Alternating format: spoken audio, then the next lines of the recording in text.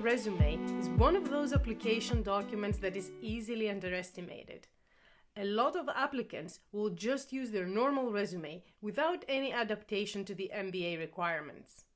But it is in fact a critical document. The MBA Resume is the first thing the admissions committee will pull from your file because it provides a quick snapshot of who you are. And there lies your first tip on how to write it, which is write all aspects of your experience in one brief page. Your biggest professional accomplishments, your education, and your volunteering or community involvement. Now, the fact that you only have one page means two things. One, you need to be very succinct in your writing. And two, you need to pick the most impactful projects to talk about, since you will probably not be able to cover all the projects that you have ever worked on. It is always better to cover fewer projects in more depth rather than list more projects but in less detail. And if you need to add more context to one of the projects, or if you can't fit them all in the resume, you can then add these in the application form. Think about the resume and the application form as two complementary documents that complete each other. This strategy will allow you to really explain the impact that you've had in each project, which will in turn make your resume stand out more. So here's how to do this in practice. For each experience, write out the action that you took and the result that it led to. When writing the action that you took, choose a strong action verb. For example, verbs like collaborated, mentored, presented, or negotiated are all words that show leadership potential and great teamwork skills. So instead of a dry skills section, this is a great way to show your soft skills. Then, when we talk about results, these could be company or client-oriented results, like increase in revenue or reduction in costs.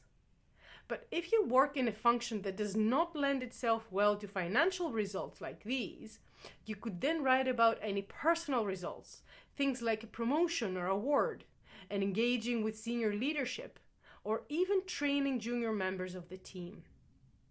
It is this level of clarity in describing your accomplishments that will make your resume compelling. And if you are tempted to include a description of your role, keep in mind that admissions teams see hundreds, if not thousands, of resumes every round. They know what the responsibilities of a management consultant or an investment banker are.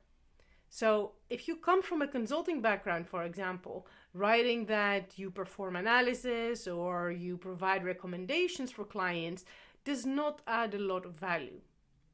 How you can make that bullet point a little bit more interesting is by referring to a specific analysis that you did and explaining what the impact of the analysis was or what the analysis helped the client achieve.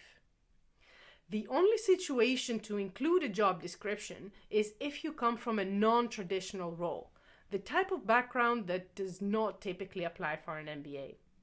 If your profile is going to be unfamiliar to the admissions committee, then it makes sense to add a brief description, but still save the bullet points for your accomplishments. The second thing to avoid is company or industry-related jargon. Jargon makes your resume harder to read, and it's one of those things that you can't assume that the admissions committee will be familiar with.